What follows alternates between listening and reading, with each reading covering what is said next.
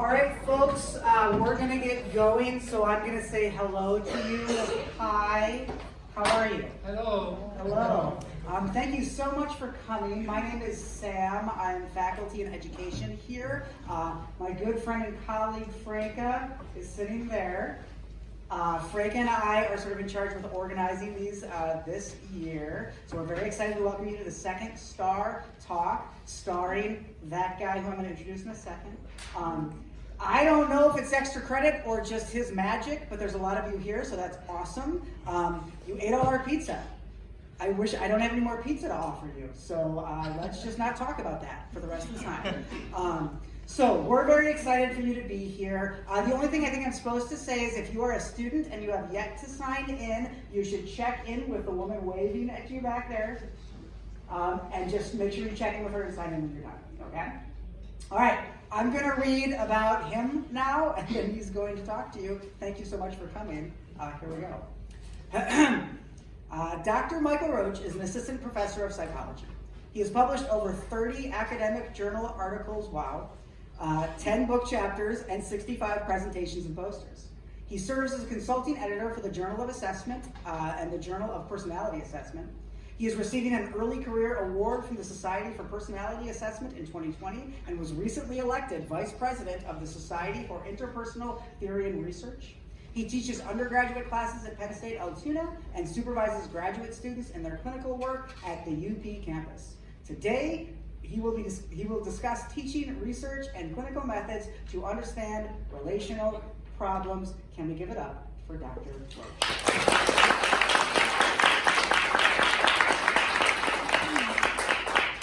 Thanks, Sam. I need you in every course that I teach. You said that? Like a nice, interesting intro.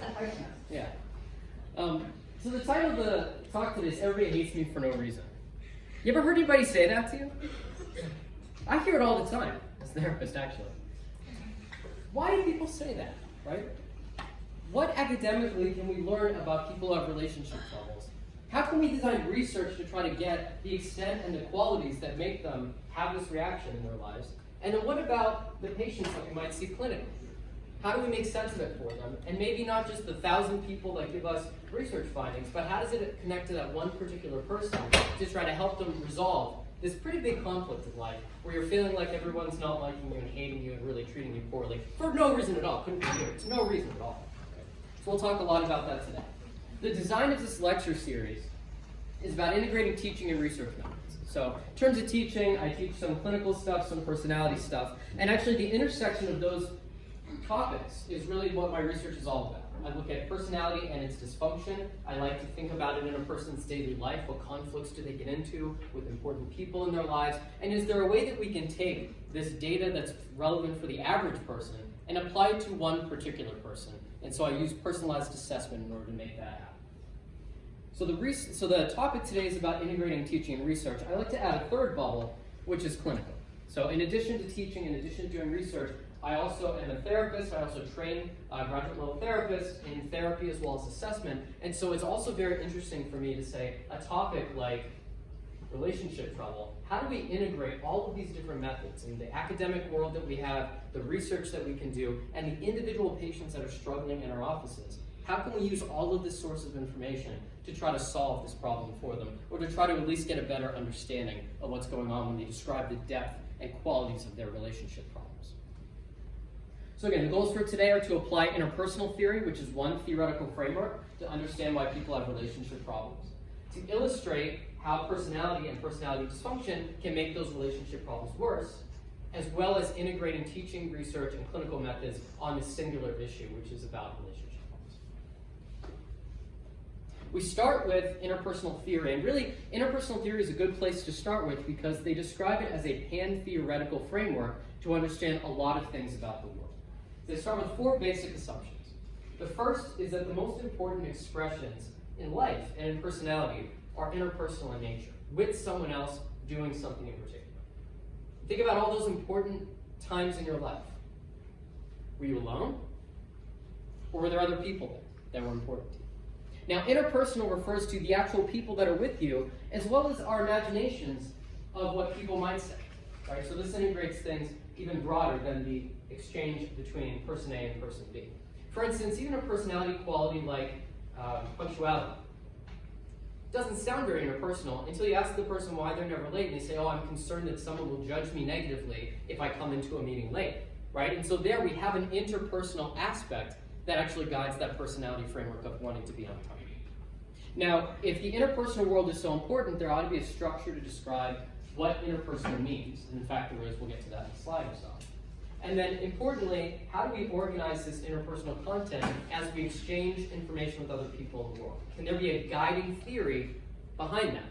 And that we can see disruptions from that normative process as being indicative of relationship dysfunction, or what I might call psychopathology more broadly. So the interpersonal structure we tend to go with is two main dimensions.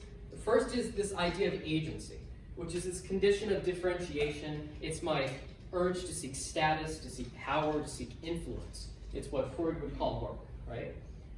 And it's this big dimension that can really capture a lot of different elements of achieving in life. The other main dimension that can happen at the same time is communion. It's our sense of connectedness to a larger group bigger than ourselves, sometimes represented through religion, through community, through chanting "we are" and things like that.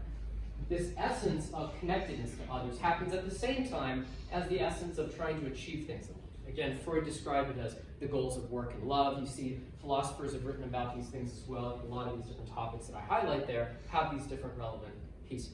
In terms of thinking about different interpersonal qualities, you can also use the themes of agency and communion to describe things like motives. If I have a high agentic motive, I have a high motive to be in control versus deferring control. If I have a high communal motive, it might be to connect to others versus to kind of get my own space. In terms of traits, you could describe someone as assertive, which is high agency. You could describe someone as being just kind of interpersonally warm and friendly. That might be high community. And then finally, we can describe the actual exchanges we do in day-to-day life, how I perceive other people, as well as how I behave myself in terms of how dominant or submissive I am, that's agency, or in terms of how friendly or unfriendly I am, and that's community. So we see that we can use these larger organizing constructs of agency and communion to describe the qualities of how people interact with each other. And it's only two dimensions, which is pretty efficient. Another neat thing about these two dimensions is that they can be organized into a circle where you see agency running on the y-axis and communion running on the x-axis. So specifically, you can come up with terms of personality like dominance, assertiveness, and that's probably going to be negatively related to things like submissiveness and passivity. If you ask someone to describe who they are, they're probably not going to both say I'm powerful and powerless. Right? They're probably just going to say one or the other. And so we expect these two concepts to be empirically as well as conceptually opposite, which is how they stretch that. You have a term for friendliness or connectedness, and then opposite of that is probably unfriendly, disconnected. Some people argue hostile is maybe more on that continuum as well. And then you can think about all the other words we have to describe people within an interpersonal framework that can go all around this circle. So how about this term extroverted? Is that high agency or low agency? Raise your hand for high agency. Yeah, that's right, probably high agency. Then how about high communion or low communion? When you're extroverted, raise your hand for high communion. Yeah, you get it. Where do you think being withdrawn is? Where would that go on the whole circle? Right there, yeah, you're pointing right there. So low agency and low communion, probably somewhere right there. Dependent people who are exploitable and kind of taken advantage of. What do you think there? All right, use the pointer right there. Right, friendly, but also submissive, right? The difference between a withdrawn and a dependent person is their level of communion. And then finally, the last one, arrogant or hostile, is really more on the blend of dominance and unfriendly behavior. Now, we think about this as an interpersonal style, and generally speaking, it's better to be on the warm half of the circle than the cold half of the circle. It's also the case that you can describe relationship problems in psychopathology through someone who's just rigidly always in one spot, right? Like a John Wayne is a person who never is without the dominant role. Even when he's agreeing to do something, he's saying it in a way that sounds very dominant. More contemporary. People have seen Breaking Bad? Okay, a few people. Walt starts out where? Yeah, negative agency, high community, he's maybe exploitable, he's maybe submissive. The show starts with him not having any power within himself. In fact, he's rigidly there, even in circumstances like his own cancer diagnosis. He can't even be the main author of that story. It's on his wife Skylar to tell the story. In fact, she takes a lot of his agency from him in early episodes. By the end of the show, he's not quite there, right? He's moved to a place that's more rigidly dominant. He's telling people what to do. He's creating an alter ego for himself, right? He's having a very forceful way about it. And so in each case, we can see that being so rigid either in one way or another, it doesn't matter where in the circle you are, although certainly this stuff is worse, it can still lead to trouble. It can still lead to problems if you're rigidly one way and you're unable to accommodate people who sometimes maybe want you to occupy a different place in the circle. It of course makes sense that there are sometimes we want to disconnect from others, sometimes we want to be submissive, and sometimes when you want to be friends. So how do we incorporate this into teaching, research, and clinical?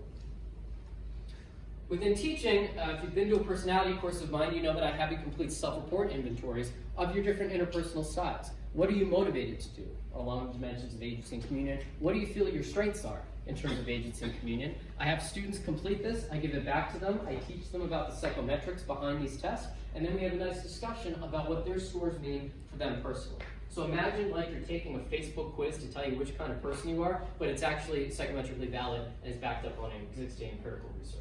That's what we do. Yeah, normal psychology class, the upper one, we use interpersonal theory as a framework to understand psychopathology in addition to psychodynamic theory, CBT, evolutionary frameworks. It's just another lens with which to view psychopathology. And I argue in that class that even a disorder that doesn't have a lot of interpersonalness to it, like let's say PTSD, right, you can still identify interpersonal styles that make the treatment of PTSD different depending on how they work. There's a lot of anxiety disorders that also depends on your interpersonal style to know how efficiently you can move to get better. This is called interpersonal pathoplasticity research. In terms of my research, I've been a part of several studies developing new measures of interpersonal content. One of them was the interpersonal sensitivities. Circumflex, basically, what bothers you about people? Bothers me when they're too dominant. Bothers me when they never talk to me. Bothers me when they tell me they love me. God, I hate that. Obviously, that one is a lower endorsement than bothers me when they're never around, right? But we can look at those things to understand them. This one was a study that also looked at how you can use the interpersonal circle to understand different constructs. You can take a measure, like let's say self-direction problems, and you can correlate it with all of these different scales. And which one should it most strongly correlate with? Probably, if you're having self-direction problems, it should correlate with submissiveness or submissiveness and unfriendliness, right? People who have self-direction difficulties, don't know what to achieve in life, are probably having lower levels of agency. And in fact, that's what we find. So not only does it describe an individual person, if you have an interest in trying to understand a construct that's represented through a new scale in the literature, you can use an interpersonal analysis to try to make sense of it. Clinical work, just like with the students in my personality class, I will on occasion give a patient a interpersonal circle questionnaire, and then we again interpret it. Now, do you notice that you're very clear about what you're good at, but you don't have a really clear idea what you're bad at, and so everything's endorsed at about equal levels? Do you notice that you have your values to be dominant is like at a 3, but your capability of doing that is at a 1? So there's a contrast that's potentially very interesting to try to target within a therapeutic context. And I also teach, I also run DBT groups, which one of the main focuses on that skills-based group to treat personality disorders is how to be more interpersonally effective. So it's about how do I get my objectives met while also being kind to others and preserving the long-term relationship. Well, doesn't that sound like agency and community, right? And so I typically go through the DBT module and then I do another lecture or two talking about here's how agency and community relate to it. In fact, in some ways you can reconceptualize interpersonal effectiveness as teaching you how to be having high agency while also maintaining high levels of community. So to this point, we've talked about snapshots of people. I give you an assessment once, I say, okay, here's your interpersonal style, and then we try to do something with it. But people change over time. We don't really want to be in the business of snapshots, but more in understanding a moving picture about the person. So this sets up a temporally dynamic back and forth between how people engage with each other. And this concept is called complementarity. You can see Carson developed it in the 60s, and so it's a pretty well-researched concept. It's an older type of concept. The premise is how other people act towards me influence how I act towards them, and in some exchanges, we feel good about it, and in other exchanges, we feel bad. So, along the dimension of communion, you can imagine a pattern of sameness or matching as being psychologically healthy. If the purple represents perception and the blue represents behavior, if I perceive someone as being more friendly, it's probably healthy for me to be more friendly back to them. For instance, I talked about Breaking Bad. Have you seen the show? Oh yeah, I really like it. Do you like that one part? Yeah, that was cool. What about this other thing, right? We're having a communal exchange right now. Pretending. We're having a communal exchange about how we're connecting shared mutual interests, right? That makes sense. What if I'm like, oh, you seen Breaking Bad? And she's like, I just didn't really get into it. Oh no, you should really do it. It's actually a really cool season. There's this one where this person gets blown up. Yeah, I'm not like really into it though. Yeah, but no, you should really get into it. In fact, there's this other show that's like a prequel.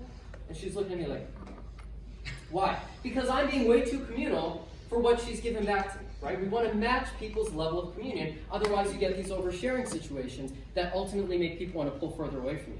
And you think, why can't I get people to connect to me? Why do they all hate me? It's because I'm not matching their level of communion. Not everybody can engage very closely with you at every point in time. There's a lot of stuff that gets in the way in life, and we have to match people on our level of communion.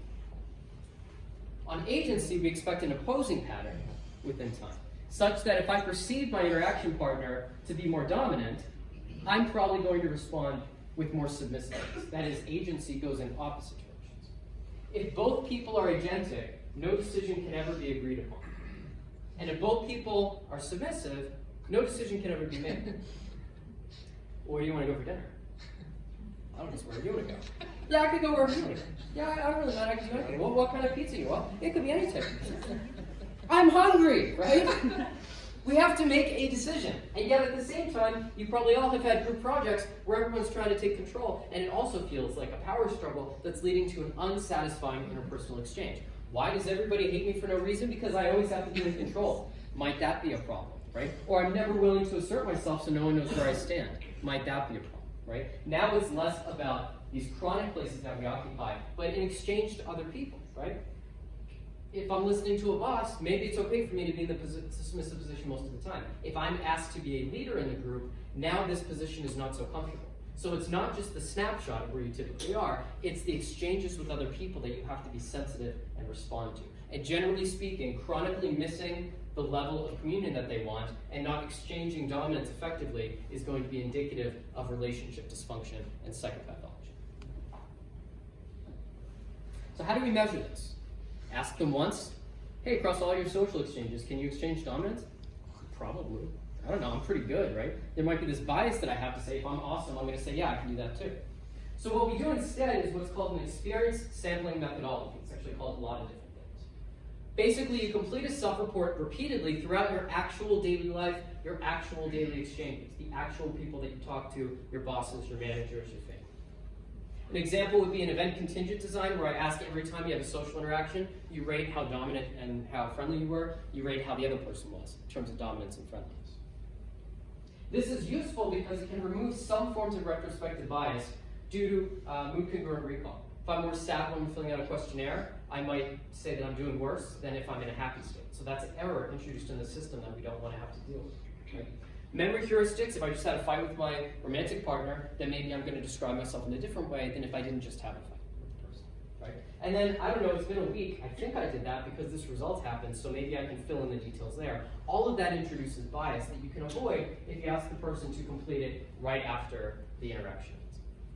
It enhances what we call ecological validity.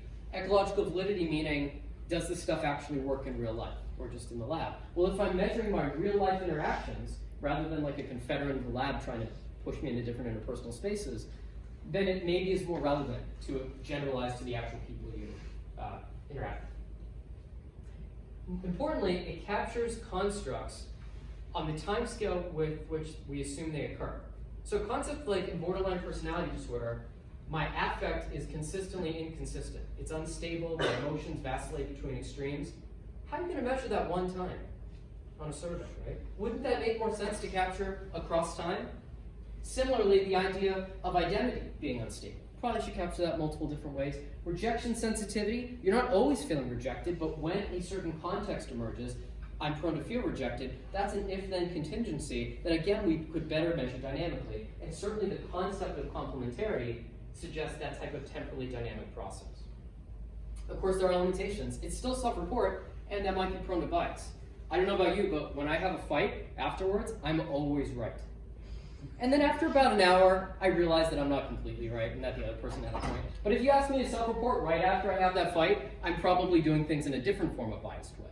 So we have some limitations to that, but by and large, I think that it's better to use this type of methodology to try to capture the real dynamics, the real relationship dysfunctions that actually happen in your world.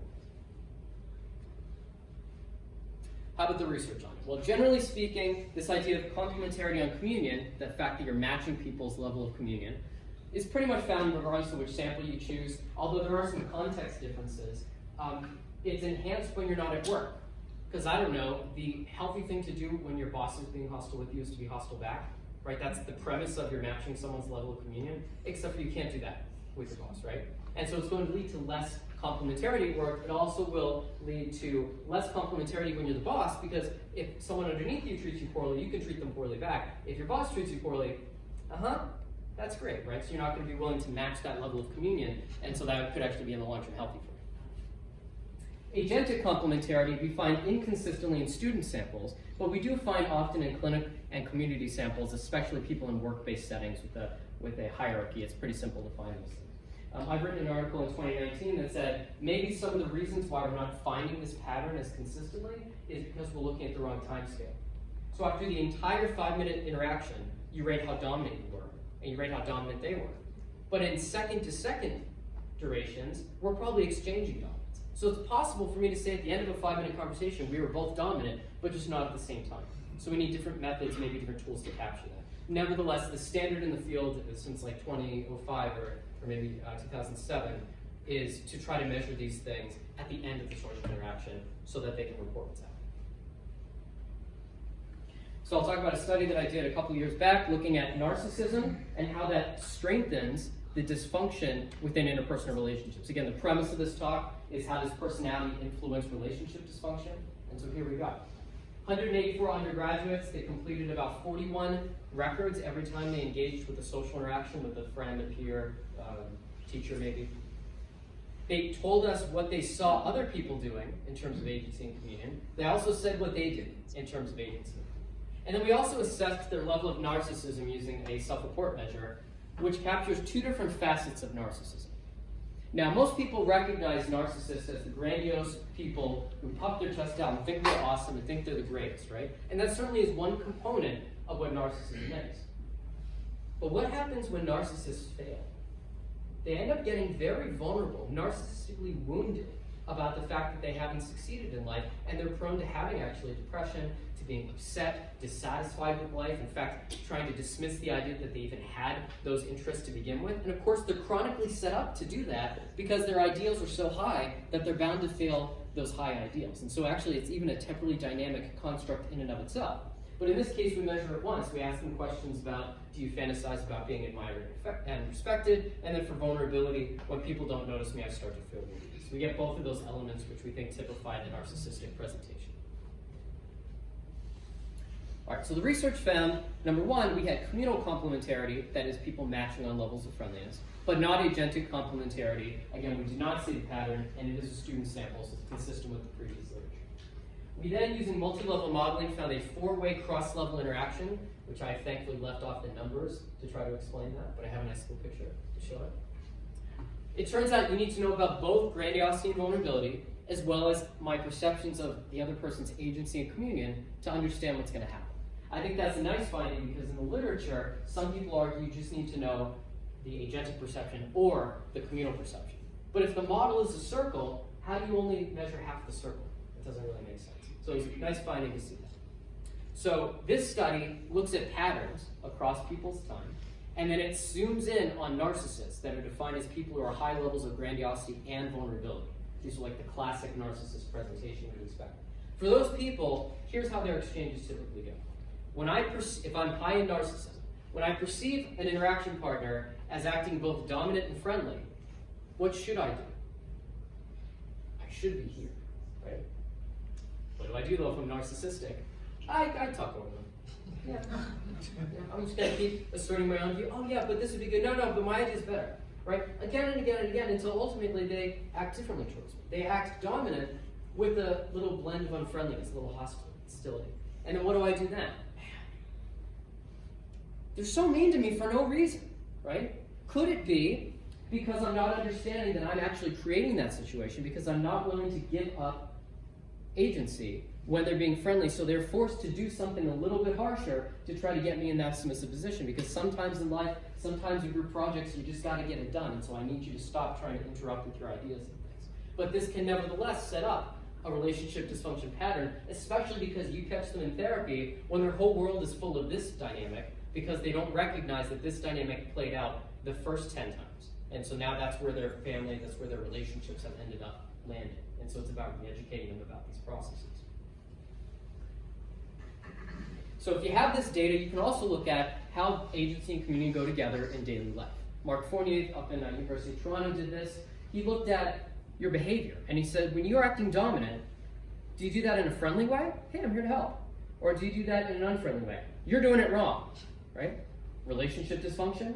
On that side, probably not as much on this side, right? In fact, the data suggests that when you look at, and this study looked at 50 people across 20 days, so a deeper sample in terms of amount of time, but smaller in terms of sample size, you see that being dominant and warm is negatively correlated with negative emotions and depression, and it's positively correlated with self-esteem. So this is generally the healthier way to be if you're going to enact dominance, to do it in a friendly way. And now dominant unfriendliness is related to a closed offness of experience, right? Low openness to new ideas and new different understandings. So I read this research in grad school and said, well, what about these ideas of perceptions? Maybe there are some characteristic ways in which people with personality disorders perceive the world that could maybe suggest that that gives them a sense of difficulty. And so we looked at this, we used the same exact data set that I described before. And in general, people tended to see dominance as also friendly. But this pattern is enhanced. Again, how does personality influence relationship dysfunction? This pattern was enhanced when they had a dependent personality style. If I'm dependent, I love people to solve my problems for me. I feel I'm incapable myself of doing things. And so if I'm that way in my personality, I perceive other people's dominance as super helpful. So dominance and friendliness are more strongly correlated within person if I'm higher in dependency. But what do you think my narcissists are doing? It's the opposite, right? I perceive dominance as less friendly. In fact, maybe even unfriendly. How dare you take the dominant role with me, right? And so again, this leads to different levels and different strategies of relationship dysfunction. The dependent person might have risk of being exploited because they always see dominance as friendly when perhaps that's not fully accurate. Similarly, the narcissist might also have problems because they always perceive dominance as being hostile when maybe it isn't supposed to be designed to do that. All of this assumes that there are biases in their perception as opposed to their real world actually being filled with these people, which we can't know from just getting self-reported. But our studies by the end will hopefully try to address that.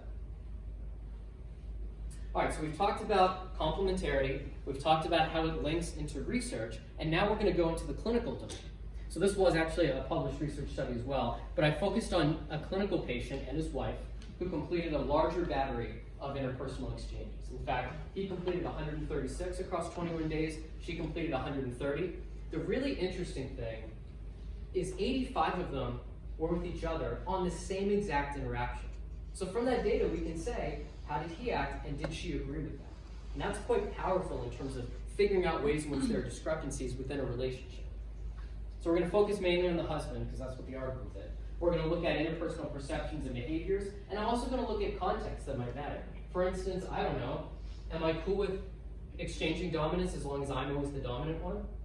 So we can actually look at the data when you're in the dominant role relative to the other versus opposite. And then we can also look at his interactions with his wife compared to everybody else he's interacted with, which again, it's about half and half for him. A little bit less than half. Finally, we can look at agreement between husband and wife, which we talked about. So here's what we find. And this, as it was published, I created an Excel document that anybody could just type in all of this data and just click the one tab over, and it automatically populates all of the results. I've sent this to a couple of different clinics. They've used it. Some people have written other articles based on this type of data. I find it very useful to create clinician-friendly instruments that might not be super skilled in the idea of person-specific data analysis, but they can plug things into the Excel spreadsheet and then make it work. So that's one of my passions, is finding these clinical tools and developing these clinical tools that can be useful with interpreting things in patients. So in this case, I defined what is agentic complementarity. We already know that. The more dominant I am, the more submissive other people should be, and vice versa. This person shows agentic complementarity, but he only does it when he's dominant and the other person's submissive. So when you look at the data, right when he says that other people are more dominant than him, he starts to kind of battle with them to get the more dominant role. And so he doesn't show agentic complementarity when he has to be in the submissive role, which again is interesting and you can interpret with him in terms of understanding his relationship conflicts. In terms of communal complementarity, I should match people and myself with levels of communion. He shows that, and there were no interesting differences there. Perception covariation, he tends to perceive other people's dominance as unfriendly, right? Kind of that narcissistic pattern we talked about before. Oh wait, though, not everybody, just his wife. Interesting. So the whole rest of the world has dominance not in a particularly friendly or unfriendly way, but my wife, man, she's definitely on this dominant, unfriendly side of the circle. Let's see what she has to say about that. And then how about my own behavior? Well, of course, I'm super friendly when I'm dominant. Of course I am, right? My wife is the one that's mean when she's dominant, but I'm super friendly, right? So we see a positive correlation between his agentic and communal behaviors, and we don't actually see any context differences that are relevant. All right, now I know you're wondering, what does the wife say? Here's what the wife says. So the white shading is the husband. The husband says he is dominant and friendly. The wife says, yeah, he's dominant and friendly. So that adds up. He says she is dominant and unfriendly. She says, no, I'm not unfriendly when I'm being dominant. I'm just being dominant. So here is potentially a misunderstanding. Now, who's right? I have no idea. There's only two people. One of them could be right. Both of them could be right. Well, both of them could be wrong, right? There could be other things going into the play here. But this provides interesting and actionable clinical data to present to them and say, hey, what do we make of this? That you only see your wife as doing this, but not everybody else. So it doesn't seem to be a global distortion among everyone in the world, but it's just about your wife uniquely, but that she's also disagreeing with that. How can we make sense of this to try to improve your relationship? So again, using these interpersonal methods to try to have an understanding. So we talked about research, we talked about clinical work. How do we apply this in the classroom? Well, I have students complete, and again, if you're in the personality class, you'll be doing this, 42 social interactions throughout your week. I've adapted to now allow text message interactions because it's harder to get in-person, face-to-face interactions. It's fine, it's the way it goes. And in fact, the field itself used to say it has to be face-to-face, but now they're increasingly moving to more of these mediated contact elements because it is actually the way that people are typically communicating. Again, I designed an Excel spreadsheet where I can just dump the data in and provide results for them. You can see we look at a lot of different things, but we'll focus on other perceptions of communion and agency as well as self-perceptions of communion and agency. So here I give them context differences. This particular person happens to have lower agency behavior when he's interacting with his family. So that might be interesting for him to interpret. And with his romantic interest, he tends to see her as less agentic and he tends to behave with more agency. So again, this is an interesting theme around agency for him, and he might start to think about how these different context influences. Here's the correlation between communal perception and behavior. It's positive, as it should be. That's the idea of communal complementarity. But we do find that it's a bit lower with friends. So while with everybody else he tries to match, maybe with friends he's a little bit more open to disagreeing at times, and maybe that could be it. Again, this would all be kind of talked about with the person to try to interpret it. And then agency is a negative correlation. Again, we would expect that. The more I perceive dominance, the more submissive I am, so that's consistent. But we can see that the effect is somewhat higher in these different groups. So again, you would encourage the person to think, how do these things play in? In fact, the larger scope of this class is about taking data, like the self-report survey of interpersonal circle, like a variety of other personality concepts that I find psychological measures to have them complete, as well as this diary study, and then they integrate it into a comprehensive paper about who they are as a person. What's nice about that from an academic perspective is we can get a sense of their cumulative knowledge and how they have brought things together at the end of the semester. And it's also nice for the students because it kind of works as a psychological time capsule for them, that they maybe, in my fantasy, they look back at 5 years from now and look to see how they've changed and how they've remained the same. In fact, some research doing this suggested that they do seem to get some higher levels of personal reflection. You can evaluate their writing ability. It starts to engage them more in higher level learning skills as opposed to just learning about a topic. They can actually think about how would a person complete a survey like this because I did it and some of these questions were confusing. That becomes a higher level discussion about psychometrics. In terms of assessment, people don't really know what psychological assessment is until grad school. And so one of the ways to address this is in an undergraduate course, teaching these concepts. And that when you write a report, you don't write about the test you completed, you write about how all of the scores can integrate about a theme of the person. So how do all of these things tell me about my self-concept? How do all of these things tell me about my relationship problems?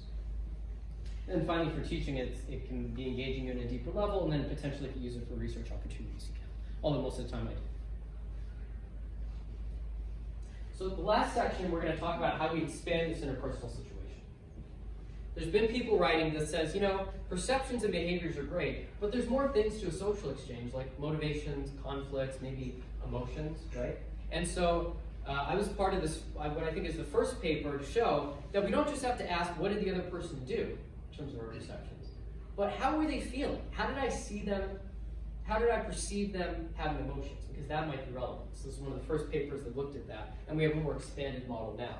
I've written, this is not a typo, I actually have 2 chapters, and then I have 1 chapter and then a rejoinder that talks about how to understand context in interpersonal situations. Already we've been talking about, oh yeah, but this looks a little different at work, looks a little different with romantic partners. Throughout, I've really highlighted that context is important, and yet the field hasn't really focused on it. And in fact, one of the more controversial things in the rejoinder is that a lot of the people reading the chapter said, well, I don't know why you need context. Well, the research says we need context to better understand these normative processes.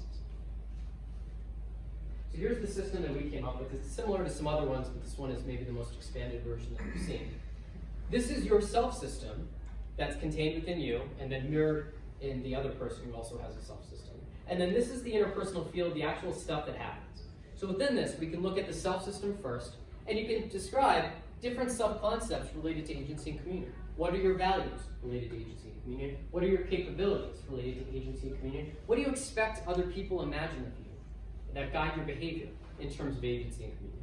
You can then look at the affect system, which the literature tends to organize around a circular representation as well. So you think about things like happiness as being positive valence and high activation or arousal. Things like anxiety is high arousal but negative valence and anger and things like that. Sadness might be low arousal and negative valence. And then something like being at peace or calm or content might be in this positive valence, low arousal system. So you can notice these things about yourself. You can mentalize about yourself. You can notice how you act in the environment, which might be different from what you wanted to do, right? You can notice how you felt or how you displayed emotions in the environment, which might be different from what you felt inside. And I can also say how I see other people acting, which is often done in the literature already, and how I see other people acting as well. And then we add this other one of mentalization, which says, not just how do you see other people's emotions, but what do you think they're hiding underneath the surface? Yeah, they acted towards you in a mean way, but do you believe that underneath they have a conflict around something else that might be guiding this behavior? So it allows us to access that other mentalization system. Because of that, there are more ways that dynamics can go wrong, right? We talked about complementarity on agency and communion. But within the self system, you can have problems within an interpersonal surface. I want to be friendly, but I want to be distant, right? I want to go out, but I don't want to go out. These kinds of conflicts. You can have across interpersonal surface problems, like I value doing this, but I don't feel capable of doing that. Low thresholds for emotions to link into the affect system, whether there are a misalignment between what my self-system is telling me to do, I feel motivated to do it, I have strong emotions around it, I really want to do this thing, and then ultimately I didn't. Right? So that could be another source. In the interpersonal field, you can focus on agency and communion not working out so well. You can have lack of flexibility, like we talked about. You can have a consistent enactment of dominant and unfriendly behaviors as generally the most unhealthy form of the circle. And then you can also look at not matching people's level of valence or arousal. Hey, I just get into college. Great. Pretty weird, right? Oh, I just failed this project. Oh man. Again, very weird to respond to someone with a very different valence and a very different activation. So again, we think, at least based on that one study, that matching people seems to be the essence of it. In terms of how I perceive others, I could be inaccurate about what they actually did. I see someone as being dominant when they're not actually. Or I can inaccurately perceive their self-system. Okay, maybe I recognize that they weren't dominant, but I think they secretly wanted to be. Maybe that's a misperception, right? And then finally with my own, then this final piece is this overused template. Like I have my expectations about what's going to happen, and it gets in the way of me actually seeing the world as it is. So that's an interesting. In terms of distorted self-mentalization, maybe I just don't care about doing that. I don't care about reflecting on myself. Maybe I see myself inaccurately. And the worst one, which is that I have this story about myself that I will preserve by changing the facts so that it can fit the self-system that I believe. So if I'm a nice person, I will ignore my misdeeds and I will focus only on the good things that I've done to be consistent with my self-concept. The rest of the time, I want to tell you about a case study that I wrote about for this chapter, and we're going to analyze it to see if there are any interpersonal themes of relationship dysfunction you can pick up. So we'll start first with John. John wants a raise from his manager, Nikki, but he's nervous, and those emotions cause him to be quiet around her and not ask for a raise, which results in over 6 months passing without a raise. He's increasingly angry with himself because he believes he should be assertive with Nikki, but feels completely incapable of doing so. Though at other moments he's concerned he's too assertive and believes he should be submissive. Nikki's an efficient boss, but can be abrupt and dismissive of employees.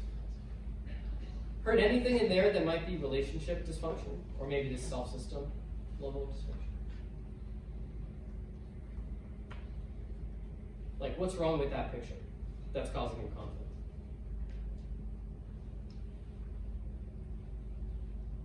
He wants to be assertive but can't. Yeah, right, so we've identified this across-surface conflict, that he wants to be assertive and he can't. There it is.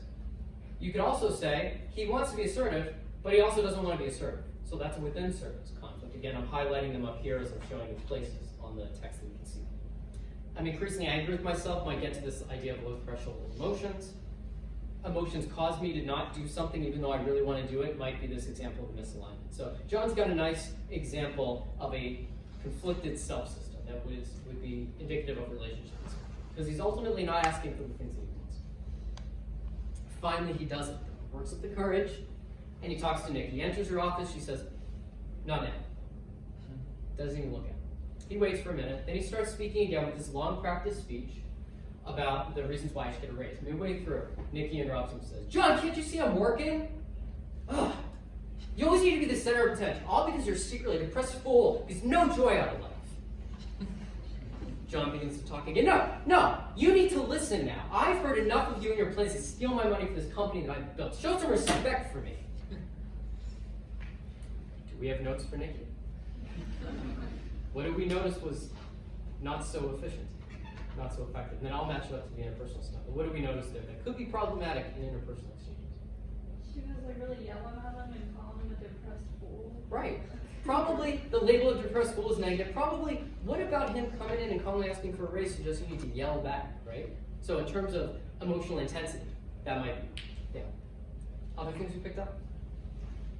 Yeah. Kind of consistent with that, her level of agency didn't really match his level of agency. Like, it was supposed to be a communal reaction for her because he was being agentic, but instead she matched it with more agency. Right, so she's battling this agency, so quite agentic, non-complementary. Yeah. So we see this not now. Can't you see I'm working? You need to listen now. This is the disruption on agency we're talking about. She's not letting him finish. Now maybe a boss cannot let the employee finish if she's busy doing something. We'll see later that she does that regardless of who she's talking to. Non-similarity on valence or arousal, right? She was too emotionally intense given his ask, which was not super offensive, at least as far as the story goes. Inaccurate perception of the overt system, you always need to be the center of attention. Nothing about John seems like he really needs to be the center of attention, so that's probably a misperception of the overt behaviors and emotions. All because you're secretly a depressed fool who gets no joy out of it. That also doesn't sound like John. John is more characterized by shyness and anxiety, given the first story, rather than depression, and so she's inaccurately mentalizing his internal emotional states. Show some respect for me. That we'll find out is a template that she sees everybody through this conflict of people don't respect her. And so even though this really doesn't have a lot to do with her respect or disrespect, she's still seeing that. Again, this is this overused template. Oh yeah, he does that too though, right? Like, he starts with this long practice speech, not like attending to what's actually happening in the moment, but instead he's just kind of going through what he wants to do anyway. So he has this template that he wants to apply to it, and no matter what the data is coming in, he just starts to enact it, which is part of the problem, although certainly probably doesn't deserve the rest of his coming to it. And then I'll also point out that John himself was not engaging in complementarity with communion. When you walk into your boss's office and they say not now, that maybe means stop talking, right? And so if he's not engaging in that, again, that might set off the entire chain of events. So John leaves the office upset and begins to question whether he's selfish. Maybe it's not fair for him to even ask for a raise. He contemplates apologizing to his boss for this rudeness because she's really upset with him, right? As if her emotions signal the truth about a fact. John, his coworkers and family describe him as kind and caring, and thus they disagree with John's assessment and instead file a complaint with Nikki's boss. So in this example, you really see a nice indication of an inaccurate self-mentalization. In this case, he's taking Nikki's words to heart without reflecting on whether that's actually true of him. So it's like the whole self-concept system blows up if someone tells you something different. Finally, Nikki's boss contacts her about this. And Nikki said she never even thought twice about the exchange. Then she said, yeah, you know what? I was carefully listening to him. Then out of nowhere, he began raising his voice and demanding a raise or else he would quit. And I needed to defend myself. I mean, it always seems to happen. People always seem to attack me for no reason, even though I'm kind of almost everybody, right? And then the boss began to speak again. She's like, no, you know what? You're being condescending too, and I won't be disrespected by you or anyone else, she says to her boss. What is problematic there? What do you think? Yeah. She twisted around what John had said, or like what he had done. She sure did, right? It's some revisionist history, right? So never even thought twice about it is this inability to mentalize, right? So she didn't spend a lot of time reflecting on how that went. She then distorted external reality. He began raising his voice. No, he didn't, based on the story I gave you. Demanding a raise or else he would quit. That wasn't said. But it certainly is reflective of how she felt, but you're not supposed to do that, right? You're not just telling a parable to try to indicate how feelings or motivation should go. You're trying to rely on facts. Overused template. People always seem to attack me for no reason. There's that people are mean to me for no reason. There's a reason. You're just not seeing it, right? And he was being condescending. Now, who are we talking about? Now we're even talking about the boss who's just trying to figure out what happened, right? But now the boss is even being condescending. In fact, we see that that's probably inaccurate because he wasn't being condescending. He was just trying to figure out what happened in the environment. She's kind to almost everyone. That's probably not true. At least in the 2 exchanges that we have of her, that was not indicative of her experience, right? And so we would suggest that she has an inaccurate view of other people's behaviors. And that probably she has a consistent enactment of dominant and unfriendly behavior, especially around this idea of being disrespected, which kind of leads to certain relationship dynamics. This person will go throughout life thinking it's the other people that are mean to her, and that she has to do it to defend herself. In fact, a lot of personality dysfunction it actually makes complete sense if what they tell you is true. If people are really that bad to you, if people are really that exploitative, if you really have to cheat people to take advantage of them because the whole world takes advantage of you, it makes a lot of sense. So it's almost not like their reactions are distorted, but it's their perception that leads to that. And again, this is the way that you get clients that say, people hate me for no reason. To finish up, we have a new study that, in fact, John and I are working on for the spring, where we're going to be looking at developing an app for people to record some of these more expanded versions of interpersonal processes in life. Not just the, what did I perceive the other person to do, but how do I think they felt, what are their inner conflicts and emotions. We're going to see how well students can mentalize on that. We're also going to incorporate a lab task where we have a standard case like this and have students rate it. Because some students, based on that scenario, that say she's completely right, they might also have distortions in their daily life. And so we're going to look to see how these things match up. Of course, none of you can do the study now because you already know the theory on it. And then, of course, we're going to try to design some personalized feedback, which I always think is important. Kind of close the loop between the research. To summarize, we talked about interpersonal theory to describe relationship dysfunction and said a little bit about personality, especially narcissism, how it can influence those patterns. Of course, the patterns themselves are temporally dynamic, and so we have to measure them on that type of time scale. In terms of teaching, we applied the interpersonal model to describe both static descriptors of students as well as temporally dynamic ones using EMA data, and showing how we can use a hands-on approach to help them engage with this type of theory to learn about themselves and about applying things to other patients. Finally, in the clinic, we showed examples of how to apply interpersonal models to the one patient we just talked about, as well as how to develop tools for our individual patients. So this is my integration of research, teaching, and clinical work to try to describe how we understand relationship problems among people. Thank you.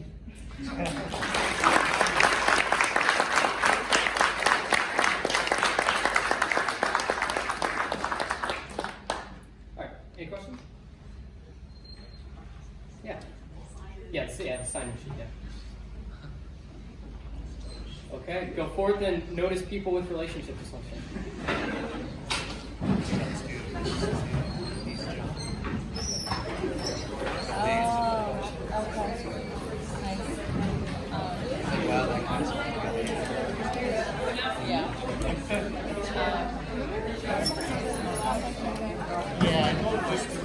I told her to treat it.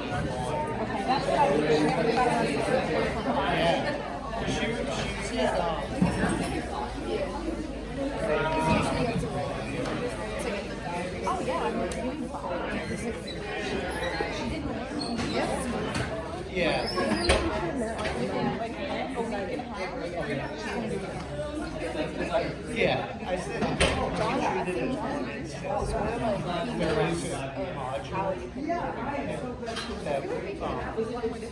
I know, it's like, I feel like it's a different kind of research. You can hire somebody. My godbrother makes apps. iOS.